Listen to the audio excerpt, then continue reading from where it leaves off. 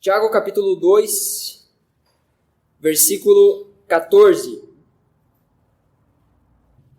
Seguimos a nossa série, então, Maturidade, um chamado à fé prática. Maturidade não é só saber o que fazer, mas também fazer o que deve ser feito. Maturidade espiritual é algo que nós alcançamos buscando ela, e não apenas esperando que ela chegue. E nós todos devemos alcançar a maturidade espiritual. É um chamado de Jesus a todos nós. Então, o tema da mensagem de hoje é a fé que não é fé. Vamos juntos ler então Tiago capítulo 2, versículo 14 até o 26. O texto diz assim: "E que adianta, meus irmãos, dizerem que têm fé, se não demonstram por meio de suas ações? Acaso esse tipo de fé pode salvar alguém? Se um irmão ou irmã necessitar de alimento ou de roupa, e vocês disserem, até logo, e tenham um bom dia, aqueçam-se e comam bem, mas não lhe derem alimento, nem roupa, em que isso ajuda? Como vem? A fé por si só, a menos que produza boas obras, está morta. Mas alguém pode argumentar, uns têm fé, outros têm boas obras. Mostre-me sua fé sem obras, e eu, pelas minhas obras, lhe mostrarei a minha fé. Você diz crer que há um único Deus. Muito bem, até os demônios creem nisso e tremem de medo. Quanta insensatez! Vocês não entendem que a fé sem obras é inútil? Não lembram que nosso antepassado, Abraão, foi declarado justo por suas ações quando ofereceu seu filho Isaque sobre o altar? Como veem, sua fé e suas ações atuaram juntas. E assim as ações tornaram a fé completa. E aconteceu exatamente como as Escrituras dizem. Abraão creu em Deus e assim foi considerado justo. Ele até foi chamado amigo de Deus. Vejam que somos declarados justos pelo que fazemos e não apenas pela fé. Raabe, a prostituta, é outro exemplo. Ela foi declarada justa por causa de suas ações, quando escondeu os mensageiros e os fez sair em segurança por um caminho diferente. Assim como o corpo sem fôlego está morto, também a fé sem obras está morta. Nós vamos pensar então um pouquinho sobre isso. Eu quero iniciar introduzindo essa mensagem com um texto que todos nós já conhecemos, ou pelo menos já ouvimos falar. Pelo menos da minha boca, eu tenho certeza que você já ouviu esse texto. Efésios, capítulo 2, versículo 8. Vocês são salvos pela graça, por meio da fé. Isso não vem de vocês, é uma dádiva de Deus. Não é uma recompensa pela prática de boas obras, para que ninguém venha a se orgulhar. Pois somos obra-prima de Deus, criados em Cristo Jesus, a fim de realizar as boas obras que Ele de antemão planejou para nós. Nós precisamos compreender que esses textos, o texto de Tiago e a doutrina da justificação pela fé, elas não se contradizem. A justificação é pela fé. Mais um texto para entendermos um pouco ainda mais sobre isso. Romanos capítulo 3. Abra aí comigo. Porque depois você vai chegar em casa, você vai ler o texto de Tiago, ou alguém vai te perguntar, e tu vai dizer assim, não, eu sei que esse texto não está contrariando aquele outro texto, mas eu não sei onde está o outro texto. Então é uma boa oportunidade de você gravar. Romanos 3, 22. Romanos 3, 22.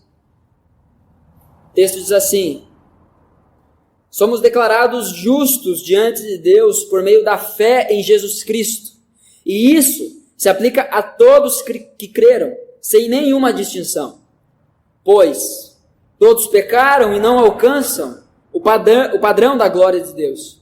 Mas Ele, em sua graça, nos declara justos por meio de Jesus Cristo, que nos resgatou do castigo por nossos pecados. A justificação é pela fé. A salvação é pela graça de Jesus.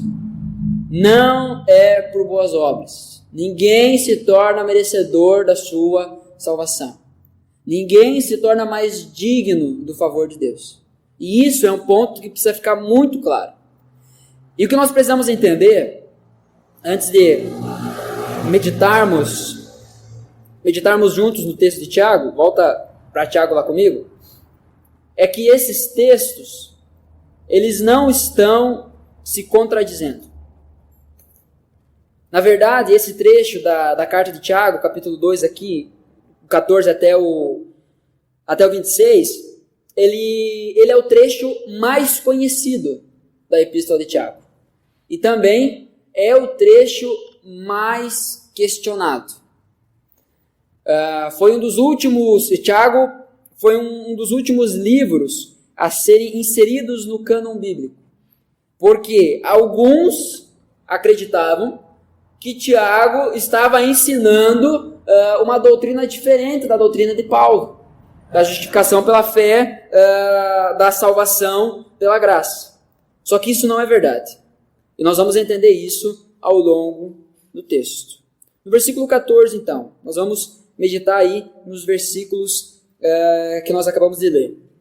O versículo 14, então, ele diz assim: de que adianta, meus irmãos, dizerem que têm fé, se não a demonstram por meio de suas ações? Acaso esse tipo de fé pode salvar alguém? O que Tiago está dizendo aqui? Que há um tipo de fé que não salva. Há um tipo de fé que não justifica. Há um tipo de fé que não nos justifica diante de Deus. Que tipo de fé é essa? Aquela fé que a pessoa afirma que a tem, mas não a demonstra por meio de suas ações. É uma fé nominal. É uma fé que só tem nome de fé, mas na verdade não é. A fé que não salva é uma fé nominal. A fé que não salva é uma fé que se esconde. É uma fé que, dependendo da circunstância, ela se esconde, ela se retrai, ela se recusa a dizer quem ela é. E nós, como igreja, nós precisamos demonstrar a nossa fé. Nós vamos perceber no ensino de Jesus, no Sermão do Monte, capítulo 5, quando Jesus fala sobre que nós somos o sal da terra, que nós somos a luz do mundo, ele fala que a igreja, nós devemos aparecer, nós devemos fazer a diferença. O livro que eu tenho lá, do Bonhoeffer, ele diz assim: uma igreja que se esconde perdeu o seu propósito. Não é que nós devemos sair por aí tentando fazer com que as pessoas enxerguem a nossa diferença simplesmente por isso. E as pessoas reconheçam que nós somos espirituais ou que nós somos pessoas que realizam boas obras. Não é que nós vamos sair por aí enfiando a nossa fé goela abaixo nas pessoas. Não é isso.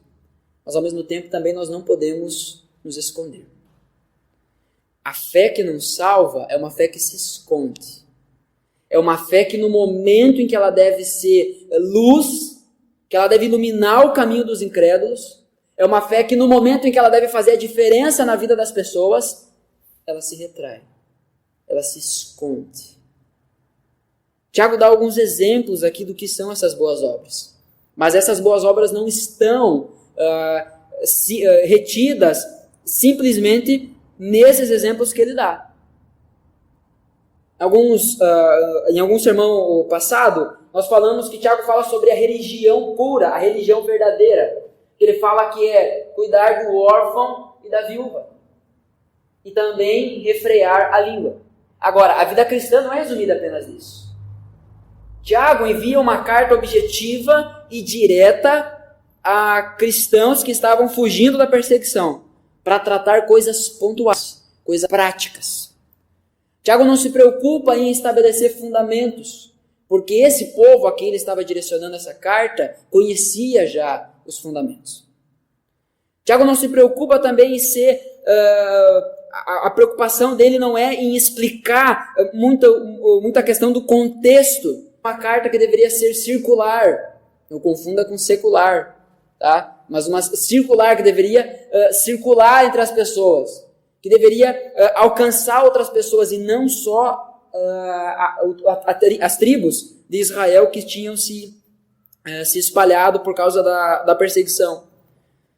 Então, o que Tiago está falando aqui é que a nossa fé, a fé que é fé verdadeira, ela é uma fé que se demonstra, que se denuncia, que se acusa através de boas obras. E aí nós vamos entender isso um pouquinho mais. Mas grava isso. A fé que não salva é uma fé que se esconde. É uma fé que no momento em que deveria ser exposta, que deveria vir à luz, é suprimida. Uma igreja que se esconde é uma igreja que vive uma fé que não salva. Versículo 15, então, até o versículo 17, Tiago vai dizer assim, e aí ele vai citar um exemplo específico. Se um irmão ou uma irmã necessitar de alimento ou de roupa, e vocês disserem, até logo, e tenham um bom dia, aqueçam-se e comam bem, mas não lhe derem alimento nem roupa, em que isso ajuda? Versículo 17. Como vem, a fé por si mesma, a menos que produza boas obras, está morta. Tiago usa a expressão aqui de irmão ou irmã, se referindo o quê? Que, em primeiro lugar, nós precisamos, como igreja, dar atenção à nossa família da fé. Paulo também fala sobre isso, que devemos dar atenção aos de fora, mas, principalmente, devemos ter como prioridade aqueles que são da nossa família da fé.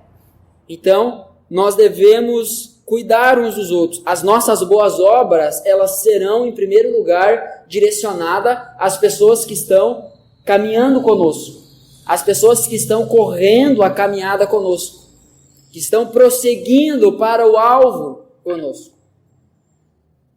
Não adianta nós queremos nos tornarmos luz para as pessoas lá fora, fazermos diferença na vida das pessoas lá fora, se aqui dentro esse relacionamento entre nós, não existe. Então isso é algo que nós precisamos buscar, e buscar intencionalmente.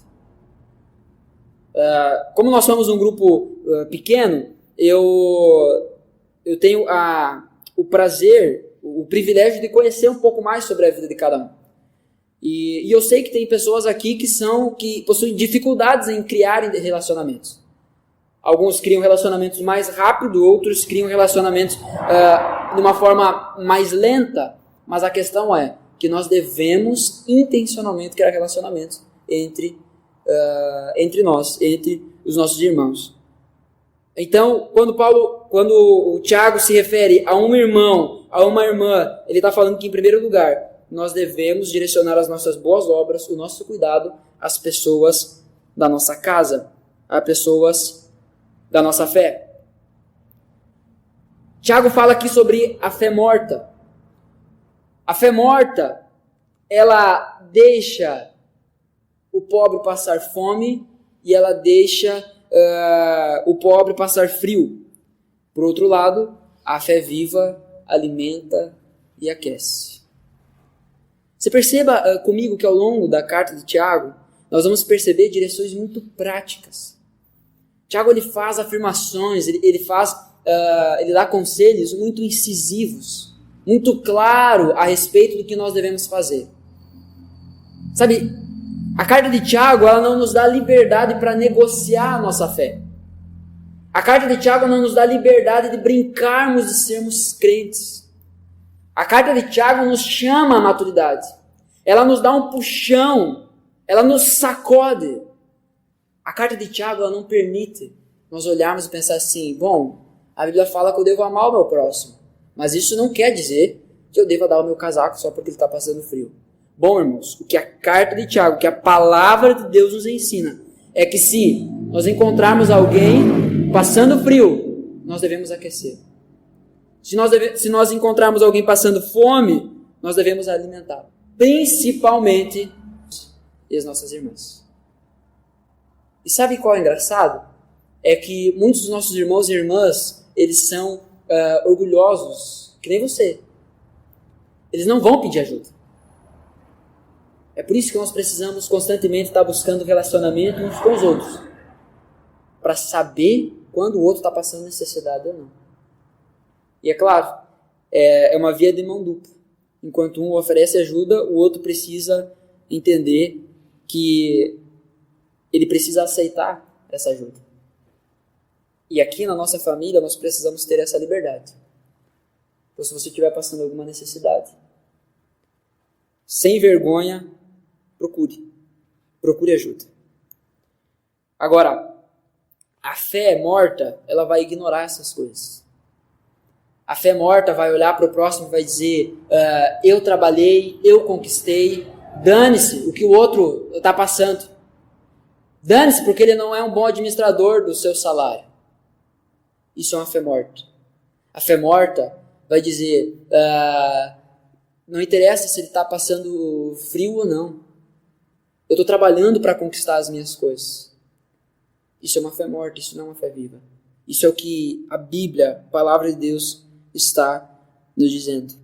Olha só o que diz o versículo 17. Como vem a fé por si mesma, a menos que produza boas obras, está morta. Uma fé sem obras é uma fé morta. É uma fé nominal. Uma fé falsa. Na verdade, ela não existe. Talvez muitos de nós, se não cuidarmos, se não vigiarmos, como é a instrução bíblica, aquele que julga estar de pé, cuide-se para que não caia. Se não vigiarmos, nós somos passíveis de estar vivendo uma fé falsa, uma fé morna, uma fé que só diz que crê, mas não prova isso através das suas boas obras. O nosso Deus abençoe, que a gente fala para o próximo ou para o necessitado, quando temos condições de ajudar e não o fazemos, soará como deboche. Deus abençoe, meu querido. Olha só o que Tiago fala. Ele diz assim, se a gente falar para ele, até logo, tenha um bom dia, aqueça-se bem, coma bem, sabe, Deus abençoe, tenha uma vida próspera, e você tendo condições de ajudar aquela pessoa e não o fizer, você estará debochando daquela pessoa, você estará caçoando daquela pessoa, você estará fazendo exatamente o contrário do que Cristo faria. Isso não tem indício nenhum de ser uma fé verdadeira. Isso é uma fé morta. Então Tiago nos desafia a fazer isso. Eu não estou dizendo aqui que alguém está fazendo isso. Eu amo todos vocês. Mas ninguém aqui é tão especial para escrever um sermão só para você. Estamos seguindo aqui a sequência da carta de Tiago. E se isso não serve como uma denúncia hoje, serve como um alerta para amanhã. Porque nós precisamos sempre manter esses princípios muito claros na nossa mente. Nós precisamos buscar nos aperfeiçoar nisso. A fé nominal, ela é uma farsa, ela é um túmulo. Como Jesus chama aos fariseus, sepulcro caiado. Por fora, vocês são bonitos. Por dentro, vocês cheiram mal. A podridão. Isso é uma fé falsa. Isso é uma fé morta. A fé que se veste como crente, a fé que fala como crente, a fé que ora como crente, mas a fé que não age como crente. E nós vemos muitas pessoas assim. Nós precisamos sempre incentivar uns aos outros, ajudar uns aos outros, para que nós tenhamos sempre uma fé viva, uma fé fervorosa, uma fé que serve, uma fé que vai até o fim. Se a nossa fé não for comprovada através das nossas boas obras, a nossa fé é morta. O versículo 18 ao versículo 20 vai falar sobre a fé dos demônios. Então, o primeiro ponto, há uma fé que não salva. O segundo ponto, há uma fé que é morta. Terceiro ponto, há uma fé que até os demônios têm. Versículo 18, então, ele diz o seguinte: mas alguém pode argumentar, uns têm fé, outros têm obras. Mostre-me sua fé sem obras e eu, pelas minhas obras, lhe mostrarei minha fé. Você diz crer que há um único Deus. Muito bem, até os demônios creem nisso e tremem de medo. Quanta insensatez! Vocês não entendem que a fé sem obras é inútil? Alguém já disse que o ateísmo é um negócio muito ousado, para não dizer engraçado, porque nem os demônios são capazes de afirmar que Deus não existe. Até os demônios possuem fé. Você deve lembrar que em determinado momento, quando Jesus está passando pela região dos Gadarenos, ele vai expulsar uma legião de demônios de um cara, e aquele cara chega correndo aos pés de Jesus, e os demônios ali então perguntam a Jesus: o que queres conosco, Filho do Altíssimo? Por que vem nos perturbar? Os demônios criam que Jesus era o Filho de Deus. Os demônios criam e compreendiam que Jesus era o Messias prometido, que viria à terra para resgatar o seu povo do poderio de Satanás, que o pecado colocou sob esse poderio. Os demônios criam isso. Os demônios tremiam de medo.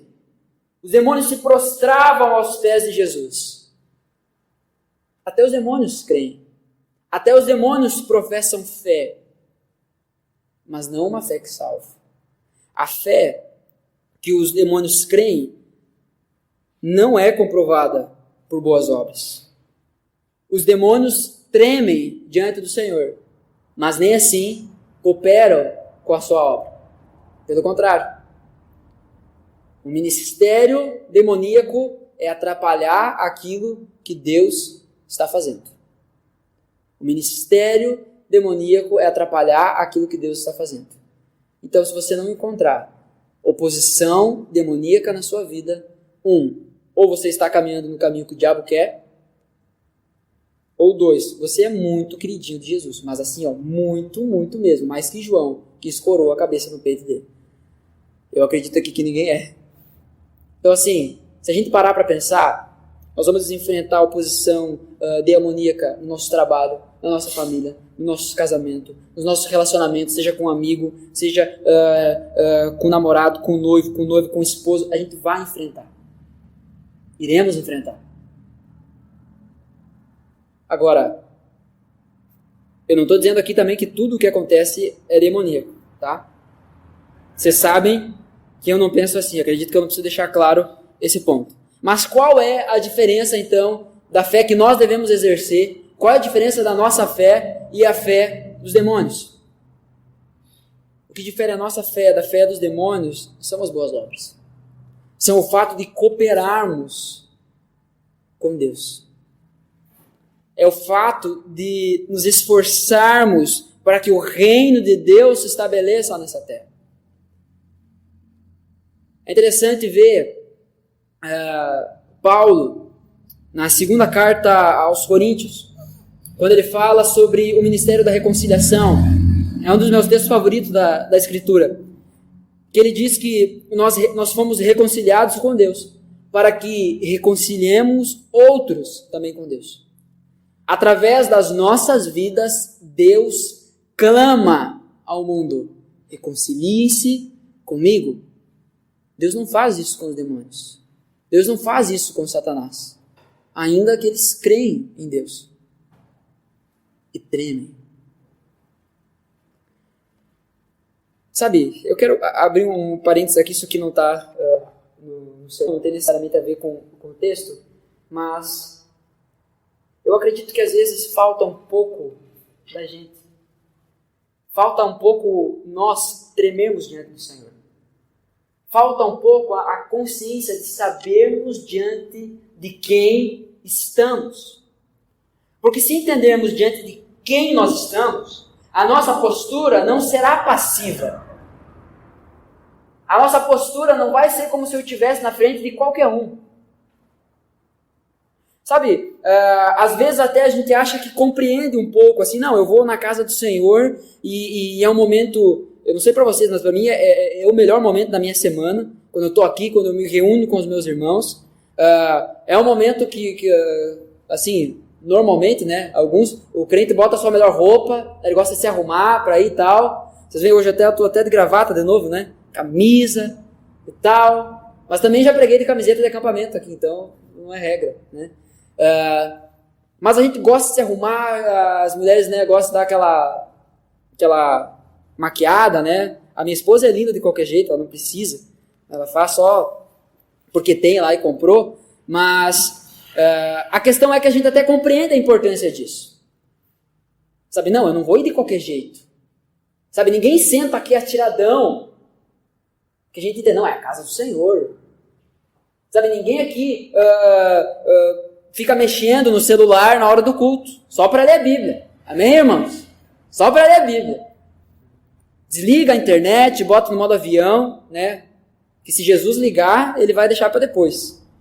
Agora, às vezes nos falta tremer um pouco diante do Senhor. E quando eu digo tremer, eu não estou falando literalmente. Tá? Ainda que às vezes o temor vai nos causar um tremor literal. Agora, nos falta chegarmos diante de Deus reconhecendo quem Ele é. Sabe, o profeta Ezequiel, se você parar para dar uma lida, você vai ver o profeta Ezequiel quando a mão do Senhor tocava ele. A Bíblia fala que ele se quedava. Sabe, ele ia ao chão, ele não conseguia ficar em pé. Tamanho a consciência da presença de Deus que ele tinha. Ele dizia, o Deus Todo-Poderoso, o Senhor sobre toda a terra está falando comigo. E ele se prostrava diante de Deus. Sabe, e essas palavras nós temos hoje aqui, gravada diante de nós, nas Escrituras. E nós muitas vezes tratamos ela com indiferença. Temos ela lá no nosso carro, na nossa casa, no nosso quarto, na cabeceira da cama. Até lemos, dia após dia, mas a minha pergunta aqui é, você está tremendo diante do Senhor? Você reconhece diante de quem você está? Que é diante do Senhor sobre toda a terra? É aquele que um dia há de voltar, como diz Mateus capítulo 24, com poder e grande glória. Aquele que, como nós cantamos, morreu e ressuscitou, e no momento da sua ressurreição, sepulcros se abriram, mortos ressuscitaram. É aquele que virá com poder e grande glória, e todo olho verá, toda língua confessará, todo joelho dobrará, que Ele é Senhor. É diante desse Deus que nós estamos. Eu não estou dizendo que nós devemos reagir emocionalmente a isso. Agora, nós vemos Jesus orando, suando sangue. Nós vemos Paulo tendo tamanha experiência com Deus, ao ponto de ficar 3 dias sem comer e sem beber nada. Nós vemos Ezequiel se encontrando na presença de Deus e dizendo que a única coisa que levantava ele de novo era quando o Espírito tocava a mão nele. Porque ele não conseguia, com a sua própria força, se colocar em pé. Nós vemos Isaías, no seu chamado, capítulo 6, Isaías, conversando com Deus, onde ele está dizendo assim, eu vivo num povo que tem lábios impuros. Elias está vendo a maldade em todo mundo, ele está vendo a iniquidade em toda a terra. E de repente os olhos dele viram o Senhor. E aí então ele começa a olhar para si, e ele diz, que ele é um homem impuro, habita no meio de pessoas impuras, ele tem os seus lábios impuros. Sabe, estar diante do Senhor, tremer diante do Senhor, vai nos fazer reconhecer quem somos de verdade. Nós precisamos ter um pouquinho mais a consciência do tamanho do nosso Deus. É um Deus que cura. É um Deus que sara. E talvez o maior, ápice da fé é um Deus que cura uma dor de cabeça. É um Deus que cura uma febre. Porque essas talvez são as coisas que a gente menos ora para Deus curar, para Deus fazer. Não é à toa que a Bíblia registra que Jesus curou a febre da sogra de Pedro. Nós precisamos tremer diante do Senhor. Nós não podemos ser indiferentes diante da presença dEle. Você talvez não faça ideia do quão sobrenatural e precioso é o que você está experimentando hoje, pelo simples fato de estar sentado no banco participando de um culto a Jesus.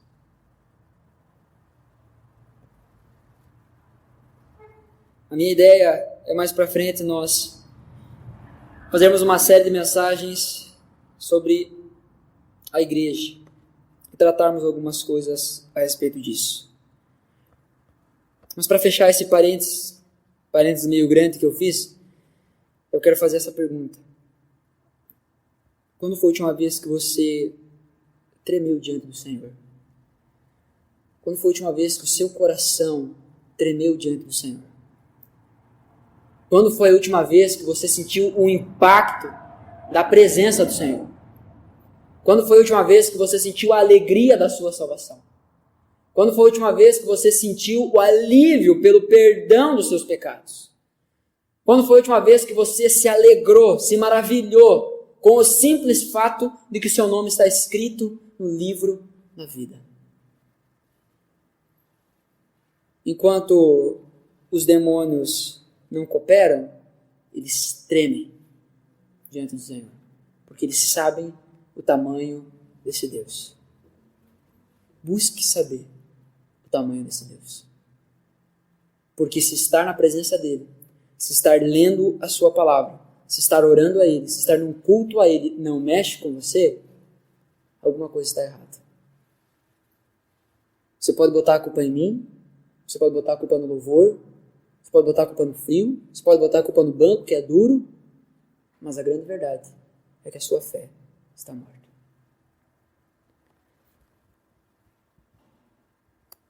Primeiro ponto, existe uma fé que não salva. Segundo ponto, existe uma fé que está morta. E terceiro ponto, existe uma fé que até os demônios têm. A conclusão da mensagem, o próprio texto bíblico nos dá. No versículo 21 vai falar sobre Abraão. E aqui nos traz dois exemplos. Primeiro, então, Abraão que diz: não lembram que nosso antepassado Abraão foi declarado justo por suas ações, quando ofereceu seu filho Isaque sobre o altar? Como vem, sua fé e suas ações atuaram juntas, e assim as ações tornaram a fé completa. O que aconteceu exatamente como as Escrituras dizem. Abraão creu em Deus e assim foi considerado justo. Ele até foi chamado amigo de Deus. Vejam que somos declarados justos pelo que fazemos e não apenas pela fé. O que Tiago está dizendo aqui é que essa fé nominal, essa fé da boca para fora, ela não justifica ninguém. Que é a fé comprovada pelas obras, que vai mostrar que de fato somos filhos de Deus. Abraão agiu para provar a sua fé. Se você for ver o relato em Gênesis, quando traz a aprovação de Abraão, ele fez isso para provar a sua fé. Por outro lado, Raabe, o outro exemplo que o texto bíblico nos traz, versículo 25, diz: Raabe, a prostituta, é outro exemplo. ela foi declarada justa por causa de suas ações, quando escondeu os mensageiros e os fez sair em segurança, por um caminho diferente. Assim como o corpo sem fôlego está morto, também a fé sem obras está morta. Esse episódio de Raabe é um episódio já onde Moisés havia morrido, Josué já havia assumido a liderança da nação de Israel, e ele envia 2 espias para espionar a terra ali em Jericó, que eles estavam prestes a tomar. Esses 2 espias são escondidos por Raabe, ela protege eles, porque dentro da cidade os guardas descobriram que tinha 2 espias, vieram para tentar matar eles, Raabe esconde eles. Quando os espias vão embora, ela diz assim, da mesma forma que eu livrei vocês, vocês devem livrar a mim e a minha família quando vocês entrarem aqui. Depois você lê a história completa, mas quando esses espias chegam lá, Raabe diz assim, todo o povo aqui tem ouvido o que o Senhor dos Exércitos tem feito. Todo o povo aqui tem ouvido como o Senhor dos Exércitos abriu o Mar Vermelho e o povo de Israel atravessou a seco. Todo o povo aqui tem ouvido as pragas que foram derramadas sobre o Egito. Todo o povo aqui tem ouvido sobre o maná do céu. Todo o povo aqui tem ouvido como vocês atravessaram o Rio Jordão da mesma forma, a seco. Todo o povo aqui tem ouvido como o Senhor dos Exércitos tem guiado vocês. Ela creu no que Deus estava fazendo pelo seu povo. E ela diz assim, eu quero ser salva por esse Deus, eu quero fazer parte desse povo. Enquanto Abraão age para provar a sua fé, Raabe creu para provar a sua ação. Ela agiu em prol daqueles espias e depois passa a viver no meio deles, crendo de que Deus era o único e verdadeiro Deus. Se você for ver em Levítico, aqueles textos que a gente passa muitas vezes sem prestar atenção, mas quando fala ali sobre os estrangeiros que desejavam morar junto com os israelitas, afirma que eles deveriam cumprir tal qual as ordenanças se aplicavam aos naturais da terra, aos israelitas. Ou seja, aqueles estrangeiros que não eram israelitas e quisessem viver no meio do povo deveriam cumprir os mesmos mandamentos que Deus tinha dado. A celebração da Páscoa, que é a principal, eles deveriam cumprir da mesma forma como os israelitas cumpriam. A partir do momento que Raabe se torna parte do povo de Israel, ela assume a fé no Deus de Israel. E não era uma fé da boca para fora. Era uma fé prática. A justificação, ela se dá pela fé. Mas a fé que justifica resulta em boas obras. Portanto, como estão as suas mãos? Elas estão estendidas? Elas estão trabalhando? Elas estão cooperando com o reino de Deus? Ou a sua mão está encolhida e apenas a sua boca está aberta, dizendo que crê em Deus? Nós precisamos fugir desse tipo de fé. A fé verdadeira é aquela fé que age. E isso é maturidade.